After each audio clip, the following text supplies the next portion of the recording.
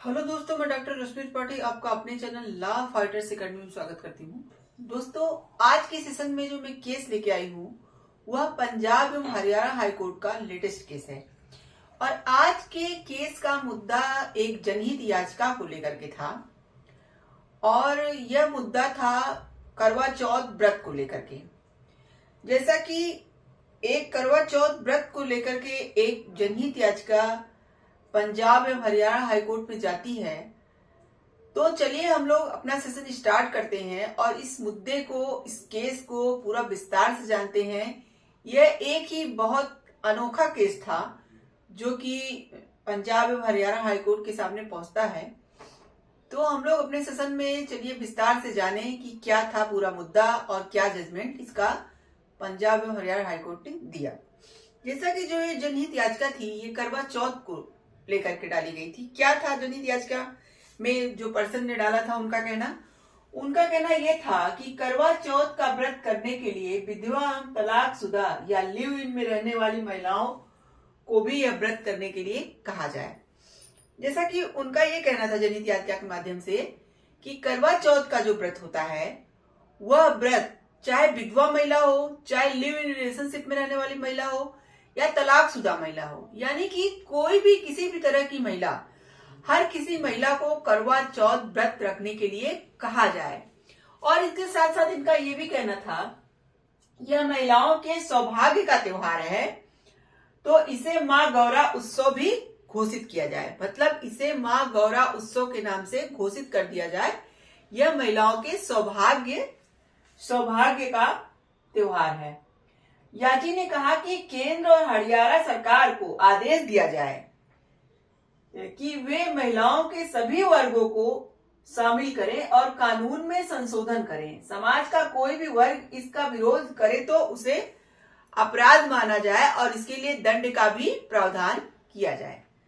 मतलब यह सब अपनी याचिका लेकर के यह कहां पहुंचते हैं? Punjab and Haryana high court. मतलब इनका यह कहना था कि कानून में संशोधन किया जाए, यानी कि सरकार को, इन्होंने कोर्ट से कहा कि आप ऐसा करिए कि सरकार को यह आदेश दीजिए कि यह जो है व्रत सबके लिए बना दिया जाए, यानी सारी महिलाओं के लिए यह व्रत करवाया जाए।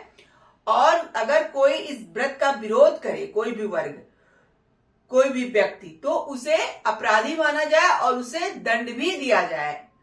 यह सब अनुरोध लेकर के यह कहां पहुंचते हैं? पंजाब एवं हरियाणा हाईकोर्ट जाते हैं।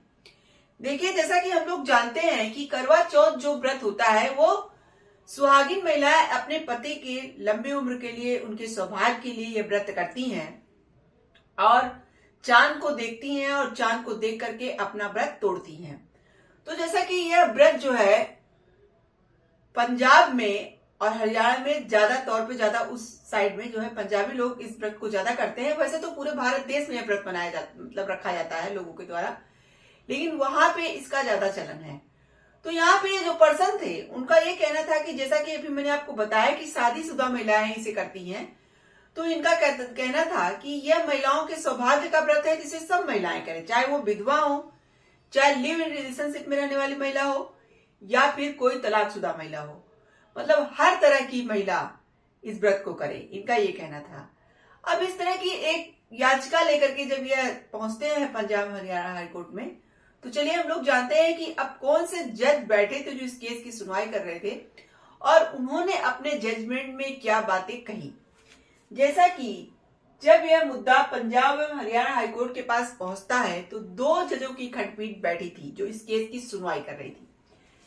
मुख्य न्यायाधीश सील नागू, यानी कि पंजाब एवं हरियाणा हाईकोर्ट के जो मुख्य न्यायाधीश हैं सील नागू और जस्टिस सुमित गोयल की बेंच थी। जब इन दोनों लोगों ने सारे बातों को समझा कि पर्सन ने जो जनहित याचिका डाली वो क्या कहा, उन्होंने क्या वो चाहते हैं, जब सारी बातों, सारे मुद्दों को जाना, तो चलिए हम लोग देखते हैं कि यहाँ पे हाईकोर्ट ने क्या बातें कही। हाईकोर्ट ने कहा कि यह एक सामाजिक मुद्दा है, कानून बनाने का कार्य न्यायपालिका का नहीं होता है।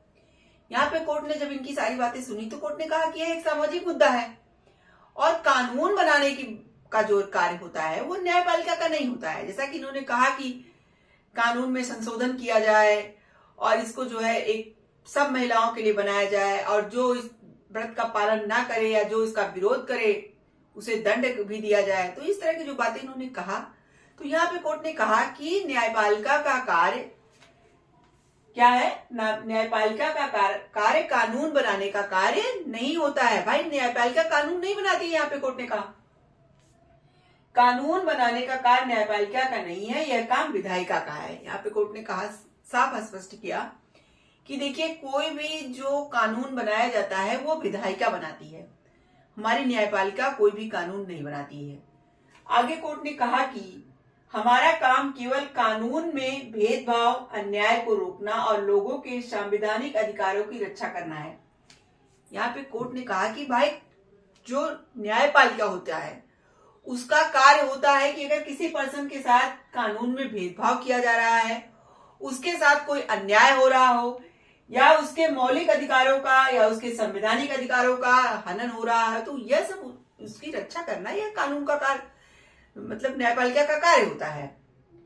लेकिन यहाँ पे कोई कानून बनाना यह न्यायपालिका का कार्य नहीं होता है, यह विधायिका का कार्य होता है। याचिकाकर्ता ने हमारा बहुत ही कीमती समय खराब किया है। यहाँ पे कोर्ट ने यह सब बातें समझाने के बाद कोर्ट ने कहा कि जो याचिकाकर्ता हैं उन्होंने हमारा बहुत ही कीमती समय बर्बाद कर दिया, क्योंकि हो सकता है उस समय में ये याचिका जो उन्होंने डाली जिसमें इसकी सुनवाई हुई, जितना समय लगा उसमें कोई ऐसा केस सुना जाता जिस केस को सुनना बहुत जरूरी होता, जो कि न्याय के हित में होता। और यहाँ पे रही बात की कानून बनाने की, तो न्यायपालिका का कार्य कानून बनाना है ही नहीं। तो यहाँ कोर्ट ने कहा कि हमारा बहुत ही कीमती समय बर्बाद किया गया याचिकाकर्ता द्वारा। कोर्ट ने याचिका को तो खारिज कर दिया, कोर्ट ने यहाँ पे याचिका को ये सब बातें करके खारिज कर दिया और ये भी कहा कि याचिकाकर्ता ने हमारा कीमती समय बर्बाद किया है, तो इसीलिए जो है जुर्माना लगा दिया गया याचिकाकर्ता के ऊपर। यहाँ पे कोर्ट ने 1000 रुपए का जुर्माना लगाया उस पर्सन के ऊपर जिन्होंने याचिका ये डाली थी।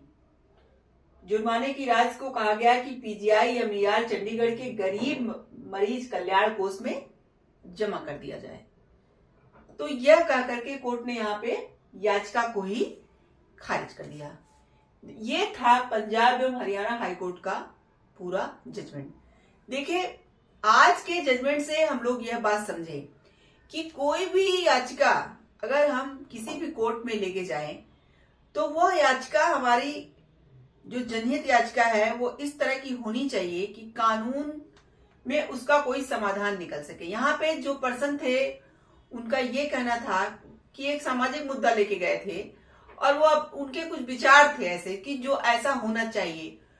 तो भाई देखिए यहाँ पे कानून का यही कहना था कि हम किसी को यह आदेश कैसे दें कि आप जो है कानून में परिवर्तन कीजिए और जो है आप नया कानून बनाइए। तो यह काम तो विधायिका का है कि विधायिका अपना नया कानून बनाए। अगर उनको लगता है कि इस त्योहार को जो है सबके लिए होना चाहिए तो वो बना सकते हैं, लेकिन हम यहाँ पे हमारा यह काम ही नहीं है कि हम इस तरह के कार्य को करें कि कानून को बनाएं। कानून बनाने का कार्य यहाँ पे विधायिका का है। यह जो है बातें जो है यहाँ पे कोर्ट ने स्पष्ट कर दिया। तो यहाँ पे देखिए कोर्ट को अगर ये लगेगा कि आपने उनका कीमती समय बर्बाद किया तो वह जुर्माना जरूर लगाएंगे। यह पहला ऐसा केस नहीं है जिसमें जुर्माना लगाया गया। इस तरह के हमने बहुत सारे केसेस पढ़ाए हैं जिसमें जुर्माना लगाया जाता है।